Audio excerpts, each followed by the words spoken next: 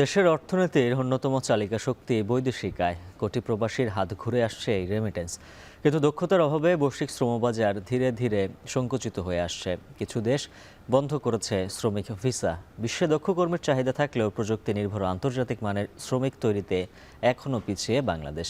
অভিবাসন সংশ্লিষ্টরা বলছেন, বাধ্যতামূলক করতে হবে কারিগরি ও কর্মমুখী শিক্ষা। বিস্তারিত জানাচ্ছেন কামরুল হাসান জনি। দেশের মোট বৈদেশিক জনশক্তির বড় অংশই মধ্যপ্রাচ্যে। সৌদি আরব, সংযুক্ত আরব আমিরাত ও ওমান সহ বিশ্বের 10টি দেশে গত 21 বছরে 1 কোটির বেশি শ্রমিক প্রেরণ করেছে বাংলাদেশ। আর গত 1 বছরে এই দেশগুলোতে গেছেন 10,75,000-এর বেশি কর্মী। স্থানীয় কোটা পূরণ হয়ে যাওয়ায় মধ্যপ্রাচ্যের কিছু দেশ অঘোষিতভাবে নতুন শ্রমিক নেওয়া বন্ধ রেখেছে। তবে দক্ষ শ্রমিকের ক্ষেত্রে এখনও নমনীয় তারা।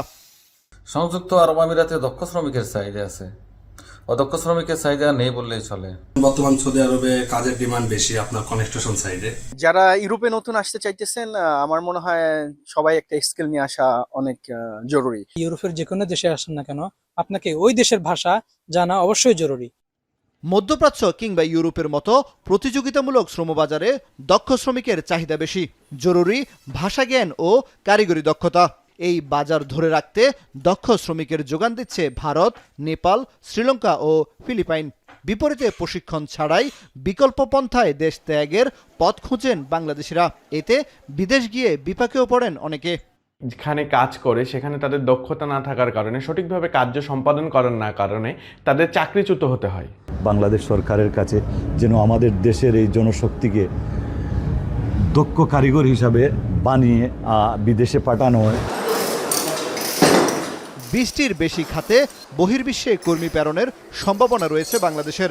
আন্তর্জাতিক মানসম্পন্ন দক্ষ কর্মী তৈরিতে কাজ করছে বিএমইটির প্রশিক্ষণ কেন্দ্রগুলো, কিন্তু প্রয়োজনের তুলনায় তা অনেক কম। মিরপুরের বাংলাদেশ কোরিয়া কারিগরি প্রশিক্ষণ কেন্দ্রের কয়েকটি কক্ষে চলছে পিডিও, হাউসকিপিং, ড্রাইভিং, কোরিয়ান ও জাপানি ভাষা শিক্ষা এবং মেকানিক্যাল প্রশিক্ষণ। সৌদি আরবগামী কর্মীরা দিচ্ছেন তাকামুল পরীক্ষা। বিদেশ যেতে আগ্রহীদের জন্য 30টির বেশি স্বল্পমেয়াদী প্রশিক্ষণ কোর্স চালু আছে এখানে। আমার ভিসা আসছে 2 থেকে 3 সপ্তাহ আগে। এখন লোড আনলোডের পরীক্ষা দেওয়ার জন্য এখানে আসছি। সৌদি আরবে ট্রেনিং এর জন্য আসছি, ক্লিনার ভিসা। এখন আমাদের এখানে পিডিও ট্রেনিং চলছে। 3 দিনে আমরা অনেক কিছু শিখলাম। ভাষার উপরে কিছু ট্রেনিং নিচ্ছি, প্র্যাকটিক্যালি কিছু ক্লাস করছে আমাদের। মৌখিক ও হাতে কলমে শিক্ষাদানের পাশাপাশি বিদেশের জীবনযাপন, ব্যাংক অ্যাকাউন্ট পরিচালনা ও বৈধ পথে টাকা পাঠানোর উপর প্রশিক্ষণে জোর দিচ্ছেন প্রশিক্ষকরা। তারা বলছেন, প্রশিক্ষিত কর্মীদের জন্য সহজ হবে কর্মক্ষেত্র।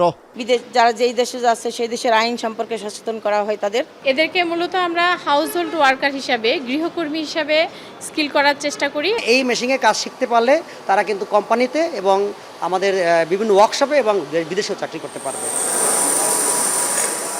জনশক্তি কর্মসংস্থান ও প্রশিক্ষণ ব্যুরোর তথ্য বলছে, বিদেশ গমনের পূর্বে দক্ষতা উন্নয়নের জন্য বিএমইটির আওতায় পরিচালিত আইএমটি ও টিটিসি সমূহে প্রতিবছর গড়ে 1 থেকে 1.5 লাখ প্রশিক্ষণার্থী প্রশিক্ষণ নিচ্ছেন।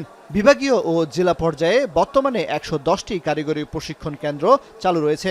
এতে জাপানিজ, কোরিয়ান, ইংরেজি ও চাইনিজ ভাষা শিক্ষা কোর্স চালু আছে। নতুন করে যোগ হয়েছে আরবি ভাষা। 6 মাস পরে আমার 600 জন আমার ওয়েল্ডার লাগবে, আমাকে এই স্ট্যান্ডার্ডে দিতে হবে। আমরা মনে করি আমরা টিটিসিগুলো এটা দিতে সক্ষম। যারা স্কিল ভেরিফিকেশনে কোয়ালিফাইড হয়েছে শুধুমাত্র তারাই কিন্তু যেতে পারতেছে। অভিযোগ আছে, প্রশিক্ষণের ব্যবস্থা থাকলেও বেশিরভাগ কর্মীরা আত্মীয়স্বজন কিংবা দালালের মাধ্যমে বিদেশে পাড়ি দেন, যে কারণে বহির্বিশ্বে বাংলাদেশের দক্ষ শ্রমিকের বিপরীতে অদক্ষ কর্মীর সংখ্যাই বেশি। অনেকের মধ্যে তথ্যের অভাব, জানিই না যে আসলে এই ধরনের সুযোগ সুবিধা আছে সরকারি বেসরকারিভাবে। তারা চাইলে প্রশিক্ষণ নিয়ে আসতে পারেন। রিক্রুটিং এজেন্সিগুলো মূলত বিদেশগামী কর্মীদের কাছ থেকে মোটা অঙ্কের একটা টাকা গ্রহণ করে এবং তাদেরকে বলে যে ট্রেনিং লাগবে না, আমরাই সব কিছু করে দেব। অভিবাসন বিশেষজ্ঞরা বলছেন, মানব সম্পদ তৈরিতে বাংলাদেশ এখনো পিছিয়ে। প্রশিক্ষণ কেন্দ্রগুলো চলছে 2 দশকের পুরনো ব্যবস্থায়। দক্ষ শ্রমিক তৈরিতে গুরুত্ব দিতে হবে প্রযুক্তিকে। কারিগরি ও কর্মমুখী শিক্ষাকেও বাধ্যতামূলক করার কথা বলছেন তারা।